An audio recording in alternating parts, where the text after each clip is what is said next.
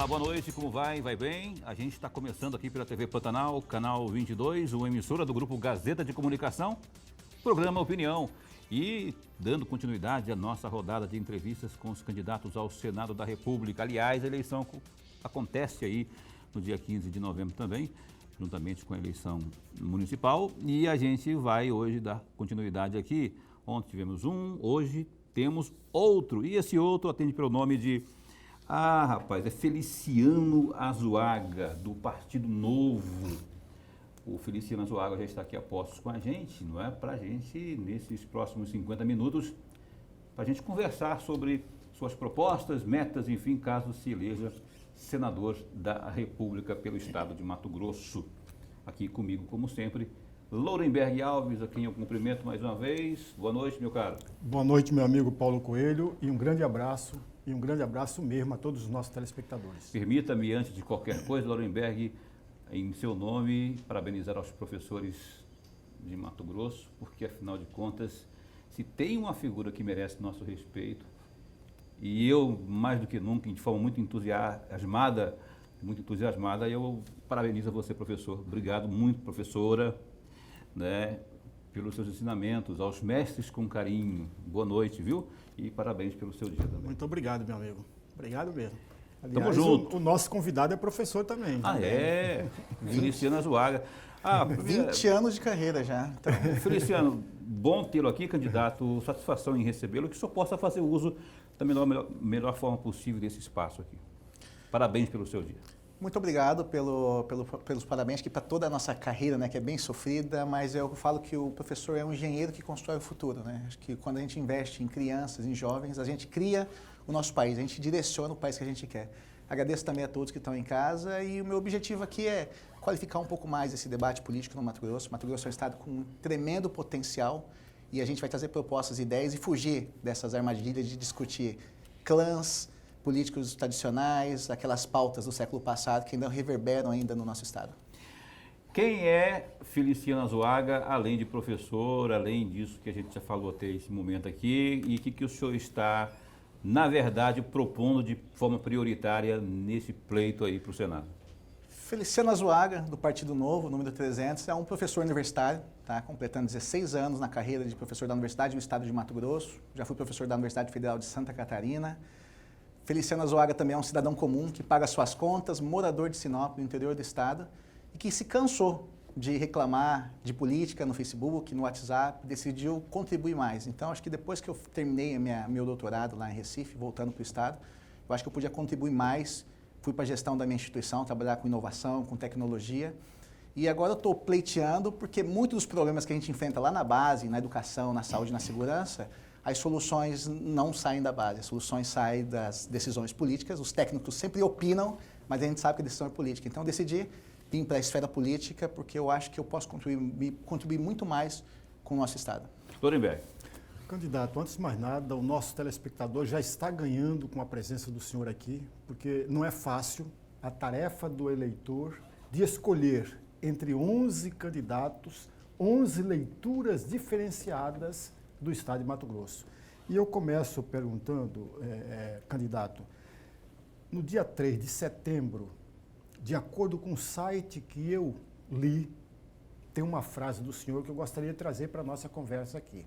Entre aspas, acabar com o privilégio dos políticos e abrir mão de todos os privilégios que o cargo oferece. Fecham aspas. Isso foi falado no dia 3 de setembro, a um site da capital. Perfeito. Eu pergunto ao senhor, o senhor de fato fez essa afirmação? Se o senhor fez, eu faria mais duas perguntas. A primeira delas, como que um senador, no universo de 81 senadores, irá acabar com o privilégio dos políticos? Uma outra questão, quais são esses privilégios? E uma terceira questão, dê um exemplo, na verdade não é questão, é um pedido ao senhor, dê um exemplo desses privilégios do cargo que o senhor irá abrir mão. Perfeito, é excelente, porque isso é uma pauta que motiva muitas pessoas, indigna as pessoas, a gente ter cidadãos de várias classes no país. Então, a gente tem regras diferentes, tratamentos diferenciados, e os políticos têm alguns tratamentos muito diferenciados. Quando eu falo em abrir mão de privilégio, não é falar.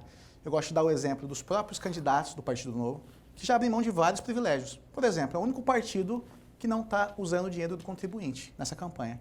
Até muita gente me questionou nessa semana, por que vocês não estão ainda com material para a campanha eleitoral? Eu falei, simplesmente porque a gente não tem dinheiro. A gente depende de doações voluntárias, dos apoiadores, então esse já é um privilégio que a gente abriu mão. 2 milhões de reais. Se alguém me convencer que não tem nada mais útil para fazer com 2 bilhões de reais, para pagar santinho, jingle e mensagem de WhatsApp, eu dou o braço a torcer, mas eu acho que isso é um privilégio já que a gente abre mão. Segundo, todos os nossos mandatários hoje no Congresso Nacional, principalmente na Câmara Federal, nossos 8 deputados, eles abriram mão de aposentadoria especial, ninguém usa carro disponível, não tem motorista, mais de 50% dos cortes dos assessores. Então, isso são privilégios, porque quando a gente olha para o cidadão comum, ninguém paga a gasolina do cidadão comum, ninguém paga o carro do cidadão comum. E a gente tem algumas anomalias no Brasil que a gente tem que parar para pensar e a gente trazer o Brasil a voltar a ser um país normal. Quando o cidadão olha para algumas categorias e os políticos se enquadram nisso, a gente hoje tem uma política, uma deputada federal, no nosso Congresso Nacional, discutindo pautas importantes para o Estado e para o Brasil, que mandou assassinar o marido. Tratamento especial para crime hediondo, formação de quadrilha. Se o cidadão faz qualquer bobagem, o cidadão é punido, a justiça vai no pescoço dele. Agora ela mandou fuzilar o marido e é nossa legisladora. Um outro exemplo que eu gosto de dar, muito claro, é o que a gente vê, por exemplo, no judiciário. Se em qualquer situação da vida do cidadão que está me assistindo, ele descobrir que um sócio, que um funcionário, que um parente roubou ele, essa pessoa vai ser punida.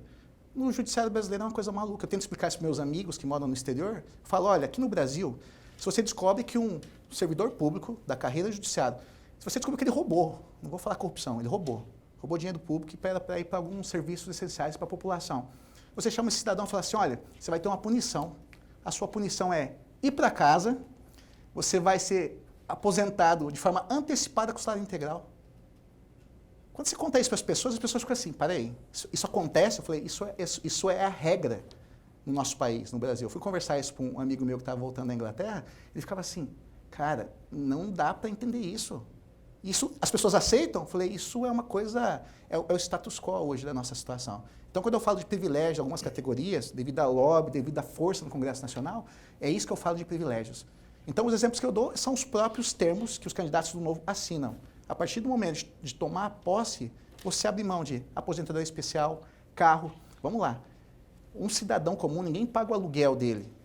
Por que um senador, um deputado federal tem que ter o seu aluguel pago? Ou pior ainda, situações onde o deputado, o senador é de Brasília e recebe uma verba para mudança. Então, assim, a gente se acostumou no Brasil com coisas que não são racionais. O senhor abriria mão da verba indenizatória? Eu vivo com o meu salário. O cidadão comum vive com o seu salário. Por que tem que ter verba? Vamos lá, só lembrar o que aconteceu com o verba indenizatório em Mato Grosso. Está lá na delação do Silval, qual que é a finalidade da verba indenizatória. Era uma propina que a gente oficializou. Se você pega nas câmaras municipais, eu gosto de dar um exemplo de uma Câmara Municipal do interior, lá da minha cidade, Sinop, 5 mil reais de verba indenizatória sem prestar contas. O senhor acha que conseguiria, como senador, viajar ao país, por exemplo? Eleito senador, só tem que visitar suas bases, né, para saber, inclusive, das demandas. E hoje há esse instrumento ali no Senado que propicia que o parlamentar tenha voos, tenha uma série de penduricalhos aí. O senhor abriria mão disso? Isso não faria falta para uma viagem Cuiabá-Brasília é 350 reais. Tem senador que usa jatinho da FAB. O custo operacional disso é 55 mil, 100 mil reais. Quando você manda o custo para os outros, é fácil. A melhor coisa do mundo, a gente vê isso em economia, a coisa mais fácil do mundo é gastar dinheiro dos outros. O cidadão comum não tem essa oportunidade. Quem passou pela pandemia, que está me escutando, que perdeu o emprego, restaurantes foram arrasados. Aí, se a gente pegar os dados da Brasel, houve uma catástrofe no Brasil, o número de fechamentos de restaurantes. A gente pega Minas Gerais, a gente pega aqui o próprio estado de Mato Grosso. Como é que eu falo para esse cara, olha, agora a gente está discutindo no Congresso criar uma CPMF para você. Ou pior ainda, eu chego para o cidadão e falo assim, olha, você está falido, você está quebrado, mas eu vou criar 90 cargos no TJ e 9 cargos de desembargador. Para aí. Porque aqui o nosso TJ em Cuiabá tem que ter mais desembargador que o STJ. Qual que é a lógica disso? Não tem racionalidade nenhuma. E eu, como economista, quando eu coloco isso para comparar, para aí. Por que uma cidade, por que uma capital do estado, que tem aproximadamente 3 milhões de habitantes, tem que ter uma estrutura burocrática maior que a da capital federal. Não tem lógica nenhuma. Quem paga o pato? Adivinha. Eu pago o pato.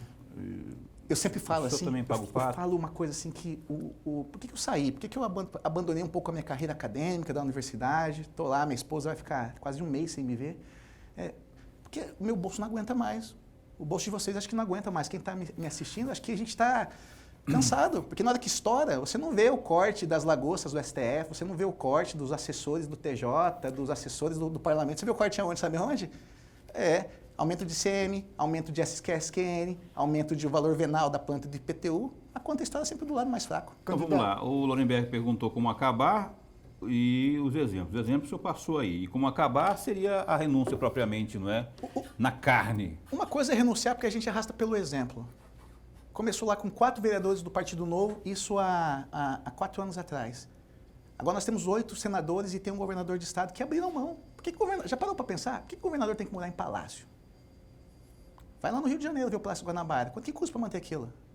Quer dizer, um estado que não tem uma UPA que funciona direito, um estado que tem um colapso na sua segurança pública, aí você tem regalias que não dá para entender.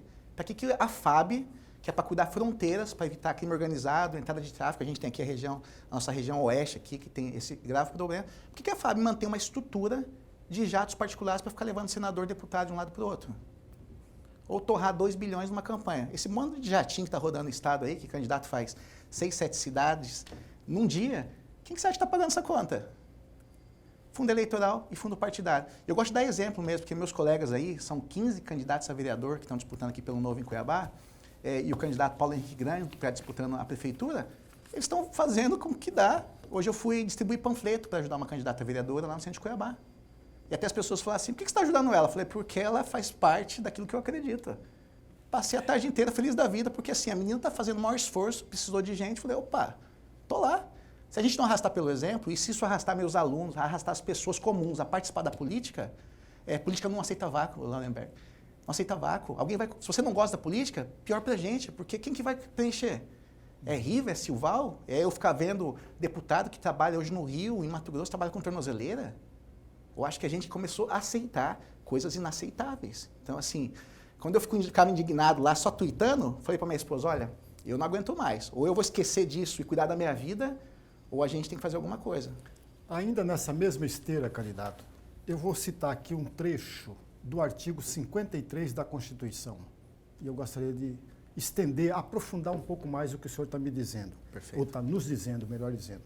O artigo 53 da Constituição Federal diz, logo no começo, abre aspas, os deputados e senadores são invioláveis, civil e penalmente, por quaisquer de suas opiniões, palavras e votos. Fecham aspas. Só esse trechinho. Perfeito. Eu faço 2 perguntinhas, uma perguntinha só para o senhor. Isso aqui é privilégio ou é uma necessidade? Por quê que é privilégio ou não é privilégio? Isso não é privilégio porque é opinião. Faz parte da atividade parlamentar, o debate, a discussão, você criar os consensos. Agora, isso não enquadra homicídio. Isso não enquadra a gente encontrar um deputado com dinheiro nas nádegas. Isso não enquadra deputado, como a gente viu nos escândalos anteriores, com dinheiro na cueca. Então, uma coisa é a opinião, é o debate, é a proposta, são as ideias. Qual a opinião do deputado, do senador em relação à Lei Candir? Isso é opinião, é um debate. A gente pode ter divergências ideológicas, divergências de formação técnica. Agora, homicídio, formação de quadrilha, lavagem de dinheiro. Então, quando a gente observa essas situações, e aí são propostas claras. Por exemplo, o partido é muito claro em relação ao fim do foro privilegiado. Não pode ter tratamento de segunda classe. Outro aspecto muito importante, prisão de segunda instância. Olha o que aconteceu essa semana com a questão do chefe do PCC. O cara tem 2 condenações em segundo grau, formação de quadrilha, tráfico de armas, tráfico de drogas. Aí você fala, a gente está com alguma coisa na nossa estrutura institucional que não funciona. E eu falo que muito do que a gente defende são reformas estruturais. Eu até gosto de dar um exemplo, que quando você tem uma casa que tem um problema estrutural, você vai resolver aquele problema mexendo na coluna, mexendo na fundação. A gente está no Brasil há várias décadas vendo uma rachadura, a coluna está caindo, a parede vai cair e a gente fica brincando de passar uma massa corrida ali, passar uma tinta, discutindo coisas paliativas. Reformas importantes mesmo, elas não estão avançando. Então isso aqui não é um privilégio. Isso não, isso faz parte da função parlamentar. Tá, e aí eu faço uma outra perguntinha para encerrar isso aí, para fechar. Perfeito. Isso. A questão a última palavra, votos. Na opinião do senhor e na opinião do Partido Novo, o candidato eleito, uma vez eleito, não tem obrigações para com o conjunto da população que ele representa, e quando ele vai mencionar um voto lá no parlamento, ele não tem que dar explicações deste voto para o conjunto da população que ele representa? Claro que tem que dar. Isso é uma coisa essencial e uma das coisas que o Novo faz de diferencial. O Novo tem algumas regras que são bem interessantes, até para melhorar a qualidade desse debate parlamentar. Eu já falei, o Novo não usa recurso público, mas isso basta? Eu escuto há muito tempo no Mato Grosso aquela bravata assim, basta ter vontade política. Na hora que você senta lá no Congresso, você tem que analisar uma PEC, uma reforma tributária, alguém vai falar assim, e aí, é o IVA ou a gente vai fazer uma reestruturação do sistema de ICMS no Brasil? Esse sistema previdenciário é um sistema acumulativo, é geração intergeracional ou intergeracional? Se você não tiver técnica e convicção também de formação, os avanços não vêm. Então, o que eu observo, quando você vê atuação parlamentar, vou pegar um exemplo bem próximo agora, o Thiago Mitrô. O Thiago Mitrô está discutindo a reforma administrativa. Na hora que o governo precisou de gente para defender e melhorar a reforma administrativa, olha para o grupo de apoio de governo, não acha ninguém com convicção, com capacidade técnica. E quem foi ser o líder da frente parlamentar da reforma administrativa? Um deputado federal do Novo, de um partido de 8 pessoas, mas o governo fala assim, olha, entende do que está falando, tem convicção, e o partido ainda oferece uma estrutura de dar suporte técnico para os parlamentares, porque ninguém sabe tudo em todas as áreas. Você falou agora há pouco aí, candidato Feliciano, citou nessa situação do Supremo Tribunal Federal, por meio do ministro Marco Aurélio Mello, dando aí o habeas corpus para um traficante, aquela história de não olhar a capa, não é? De já ir dando aquilo que ele chama de cumprir a lei, e é uma situação legal, mas aí vem toda a discussão que houve, inclusive a decisão que foi reformada pelo colegiado do Supremo. Como que o senhor avalia essa situação específica de ontem, né, e que foi reformada hoje?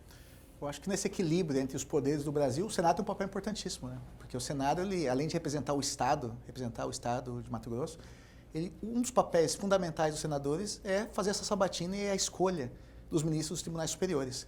Então a gente vai ter uma escolha importantíssima, porque é um ministro que talvez vai ficar algumas décadas no tribunal. Então o papel do senador ali, na hora de fazer a checagem da capacidade, da idoneidade desse ministro é importantíssimo. E um outro aspecto muito importante é o Senado também ele pode fazer o papel de fiscalizar os tribunais superiores, que não está sendo feito nos últimos anos. A gente tem diversas situações onde há interesses em conflitos, com escritórios de advocacias, com filhos de ministros dos tribunais superiores, STJ e STF, parentes, atuando em ações que são julgadas pelos próprios ministros. Então, acho que o Senado ele tá pecando nessa situação. Em algumas dessas situações, a gente tem casos de mais de 3 anos que chegam no STF para ser avaliado, ou vão para o Congresso, o Senado não abre um processo de investigação, um processo de impeachment, só o Senado pode fazer isso. E eu acho que isso é uma situação muito ruim para o país.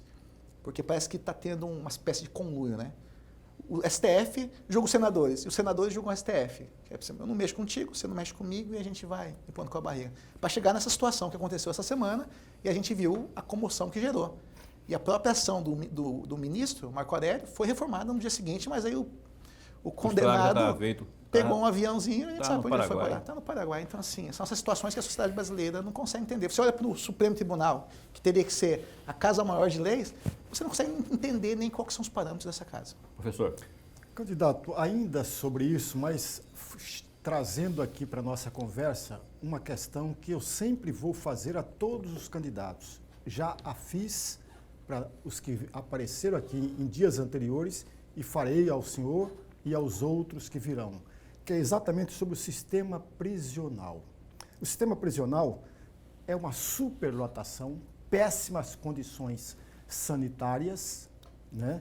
E salubridade também, não tem investimentos para dar maior segurança inclusive aos próprios presos, não apenas às suas famílias, ou seja, é um caos total.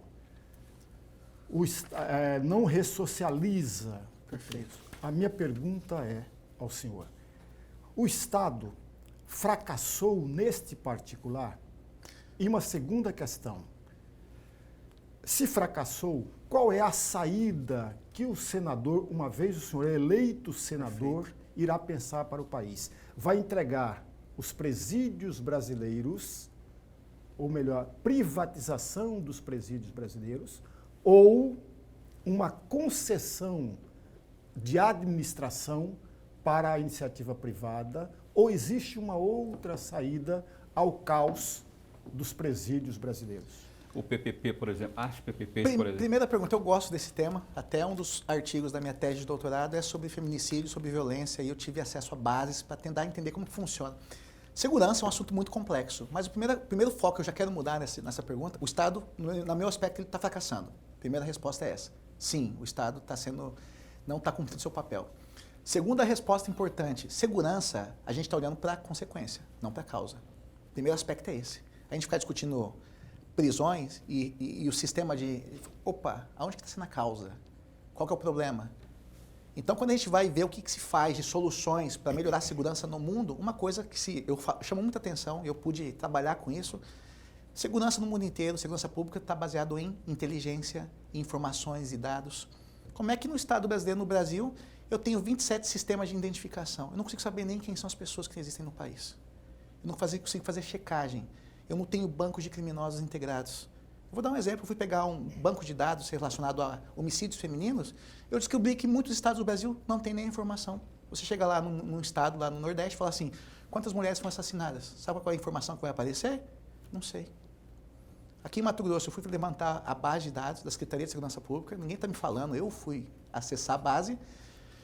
Pessoas que fazem os BOs. Você quer saber quem está sendo atingido, aonde, qual foi o horário do roubo, para fazer estratégias de combate à criminalidade. Aí você olha lá, pintor, as pessoas que estão registrando BOs. Aí você vai descobrir, sabe o que é pintor? Porque o código é 00, as pessoas não preenchem. Aí não tem horário.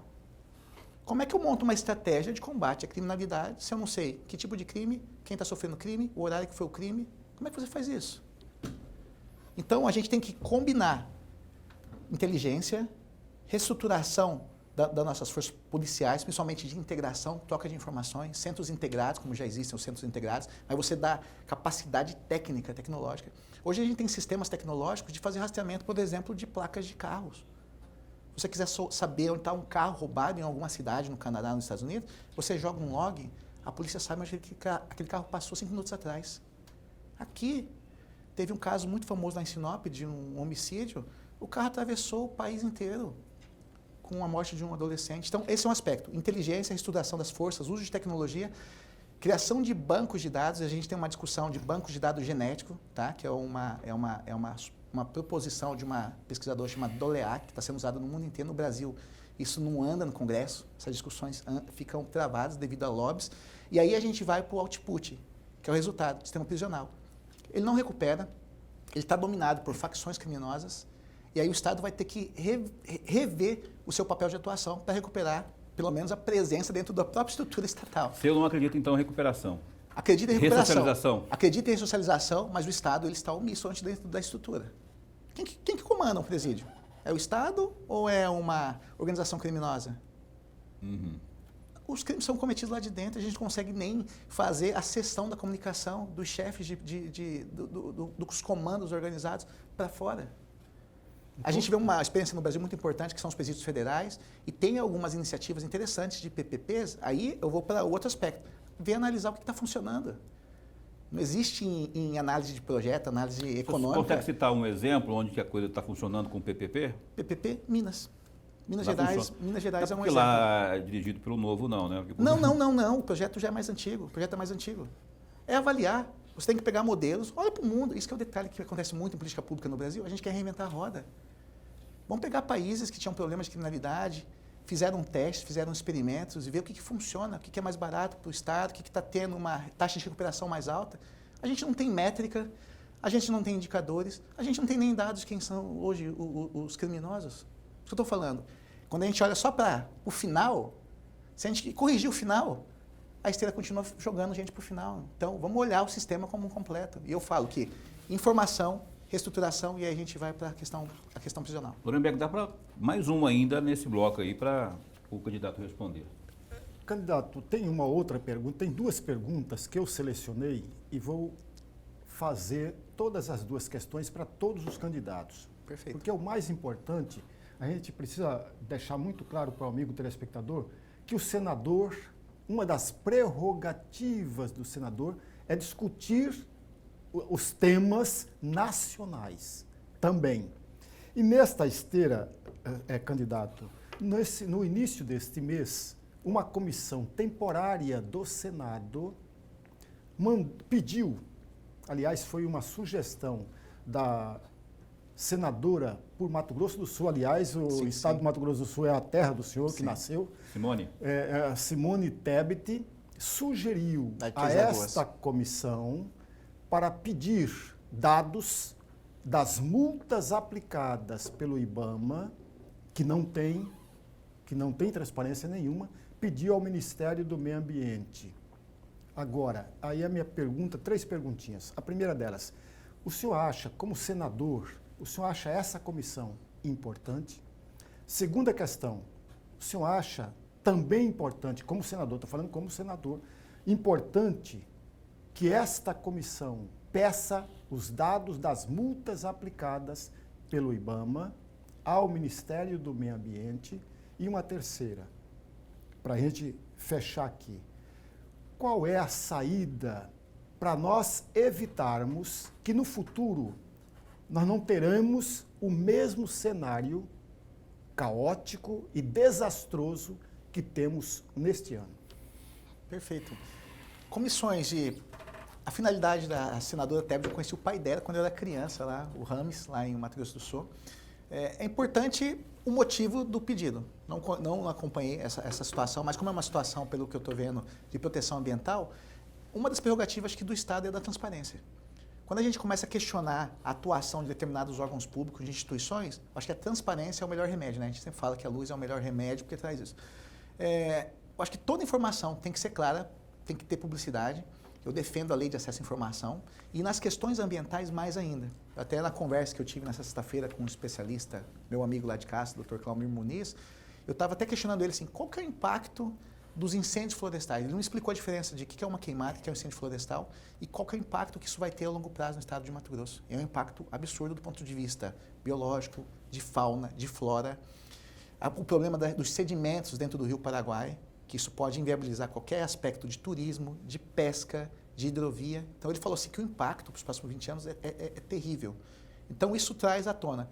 Se a senadora solicitou essas informações para dar transparência, para fazer a fiscalização, que é o papel do senador, dos órgãos do executivo, perfeito, porque é isso que a gente defende. Se a gente não sabe o que está acontecendo, como que está sendo conduzido, se há interesses do Estado brasileiro ou se há interesses de grupos específicos, isso é válido. Eu acho que é isso que tem que ser a razão. Eu até gosto de dar esse exemplo muito. O senador, muita gente não sabe qual que é o papel do senador. Que é representar, como você disse, os grandes temas e os interesses do Estado. O senador, diferente do deputado, não é aquele senador de bancada, o ruralista, ou da bancada da bala, ou da bancada evangélica. Ele representa os estados, os interesses do Estado de Mato Grosso. O Davi Alcolumbre, que é o atual presidente do Senado, ele tem enfrentado muitas críticas, não é, no sentido de ser muito, aspas, complacente ou conivente com algumas situações que ocorrem lá no Supremo. Falávamos agora há pouco no bloco anterior sobre essa decisão aí do Marco Aurélio de Mello. Há muitos pedidos, uns 18 ou 20 pedidos de impeachment envolvendo ministros do Supremo Tribunal Federal. E a crítica que recai sobre o Alcolumbre é justamente essa de não tocar adiante, fazer que as coisas aconteçam, que esses impeachments possam pelo menos serem votados. Sua opinião sobre isso aí, já que, dentro dos argumentos, há esse que o Supremo exorbita, não é? Ele, por exemplo, invade competência, Perfeito. Entre outras questões. A minha opinião é que esse sistema está com um sério problema. Essa divisão tripartite do Estado, essa situação de peso e contrapeso não está sendo exercido plenamente. A gente está vendo mais um conluio de interesses interesses temporários para a reeleição do Congresso Nacional, do presidente da Câmara, do presidente do Senado, aspecto envolvendo... Pô, a gente vê um presidente acabou de sair, o presidente do Supremo, o Toffoli, conglomerar numa festa com os outros dois, quem era para estar se vigiando, se cobrando, fazendo esse contrapeso, eu acho que isso é muito ruim. E quando eu falo que isso é ruim, porque quando você começa a olhar as instituições sendo deturpadas por interesses individuais, isso gera um impacto econômico absurdo no país. Você começa a ter falta de confiança nas instituições. Isso afasta investimento, afasta a confiança das pessoas. Eu gosto de dar um exemplo muito claro, as pessoas sempre me questionam como economista, por que não tem os investimentos de infraestrutura aqui no Mato Grosso? Nós temos FICO, nós temos Ferrogrão, nós temos vários projetos. Eu falei assim, vamos lá. Se você fosse gestor de um fundo de investimento de infraestrutura, de trens, você ia trazer seu dinheiro para um contrato de 70 anos de ferrovia, para um estado onde o governador foi preso, o presidente da Assembleia foi preso, o secretário de Fazenda foi preso e eu tinha deputado andando de tornozeleira? Qual que é a segurança que esse contrato vai ser cumprido? Qual que é a segurança que você não vai ser achacado para essa elite política do Estado? Então, acho que manter as instituições com as suas funções, eliminando esses interesses temporários, eu acho que é o que está faltando no país. A gente tem que voltar a ser um país que as instituições funcionem, não interesses. Muda o presidente do Supremo, muda tudo. Isso não acontece no mundo inteiro. Por que aqui no Brasil acontece? Agora a gente tem que ficar numa loteria. Quem que vai ser o próximo presidente? Se for esse, a regra é essa. Se for esse, a regra é essa. A gente tem que voltar a ser um país normal. Candidato, no dia 14 de setembro, o senhor deu uma entrevista ao Mato Grosso no ar. E nesta entrevista, o senhor chegou a dizer, e foi muito claro, eu tenho um tripé de propostas. Perfeito. A primeira, combater a corrupção e transparência. A segunda, modernização e fortalecimento da economia de Mato Grosso. Perfeito. E o terceiro item desse tripé, criar um ambiente adequado para desenvolver tecnologia e inovação. Eu tenho duas perguntinhas a respeito desse tripé que o senhor já mencionou. A primeira delas, como o senador irá criar um ambiente adequado para desenvolver tecnologia e inovação? Essa é a primeira questão. A segunda, como um senador irá desenvolver modernização e fortalecimento da economia em Mato Grosso? Fantástico. Essa pergunta é a que eu mais gosto, porque eu trabalhei com inovação, tecnologia, meu mestrado é em inovação e tecnologia lá na UFSC. Primeira pergunta, como que desenvolve inovação no mundo? Reduz a burocracia, dá segurança jurídica para inovações, tira a papelada da frente do pesquisador da universidade, tira a papelada da frente do empresário que quer fazer parceria. Sabe o que me frustrava lá na universidade? Eu queria fazer uma parceria externa, trazer uma empresa, fazer um evento de tecnologia, de startup. Aí quando eu chego para o parceiro e falo assim, olha, você quer me ajudar, quer financiar um evento, quer fazer coisas com os alunos, mas eu tenho que te pedir aqui 28 documentos, tá? Só de certidão tinha 10, e a certidão vence a cada 90 dias, outra com 30, outra com 1 ano. O cara fala assim, peraí, eu tô querendo te ajudar, você vem me falar que eu vou ter que ir no TCE, no MP, no Ministério do Trabalho, na Secretaria de Fazenda, vou ter que assinar termo, esperar 1 ano a avaliação do contrato. É ridículo isso. Aí a gente olha os outros países, Estados Unidos, China, Europa, o negócio avança. Por quê? Porque é rápido. No Brasil, para fazer uma patente, demora 7 anos o backlog. Quer dizer, em 1 ano, a tecnologia muda rápido. Aqui no Brasil, para conseguir uma patente, eu demoro 7. Então, reduzir a burocracia, aproximar a universidade com a iniciativa privada, aproximar o aprendizado e focar o aprendizado nas novas tecnologias, na nova economia. A gente está discutindo hoje agricultura digital, a gente está discutindo hoje comunicação via redes sociais. Então, isso é a parte de inovação. Sobre economia, eu fico assustadíssimo, falo a questão de ambiente. Quando eu falo ambiente, lembra essa história que eu falei agora dos políticos? Se as pessoas não sentem segurança na estrutura institucional do Estado de Mato Grosso, o cara que coloca isso no projeto e vê o risco institucional de alguém cobrar propina dele, ele não coloca indústria, estrada, nada aqui, porque o risco é grande. Segundo aspecto, a gente está falando de tecnologia digital, a gente vê o agro mato-grossense, essa potência, aí você fica pensando assim, por que a gente tem que comprar tecnologia que é feita em Illinois? Aí eu vou conversar com o presidente da John Deere do Brasil e falar assim, Feliciano, tem um pequeno detalhe aqui em Mato Grosso. Eu tenho uma máquina lá de $1 milhão lá em Sorriso, em Sinop, em Mutum, mas eu não tenho internet.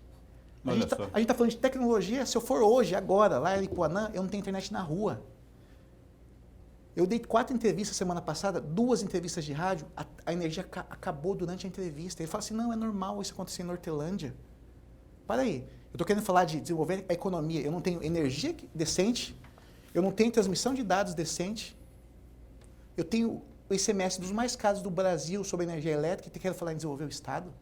Então, quando eu falo em ambiente, infraestrutura, o investidor só quer assim, me dá um mínimo e não me atrapalha. Me dá regras claras, me dá um sistema tributário que eu entenda. Então, é isso que eu falo de modernizar a economia. Vamos mudar a infraestrutura, que automaticamente os investidores e os empresários vão conseguir fazer o papel deles. Candidato, eu tenho uma pergunta para encerrar a entrevista, não é? E eu gostaria que o senhor usasse sua síntese maior aí, a máxima. Eu queria que o senhor comentasse sobre as privatizações, se o senhor defende ou não, fala de Correios, tem o Tarcísio aí na infraestrutura também prometendo aí um pool de privatizações por conta disso que o senhor falou aí das ferrovias, né?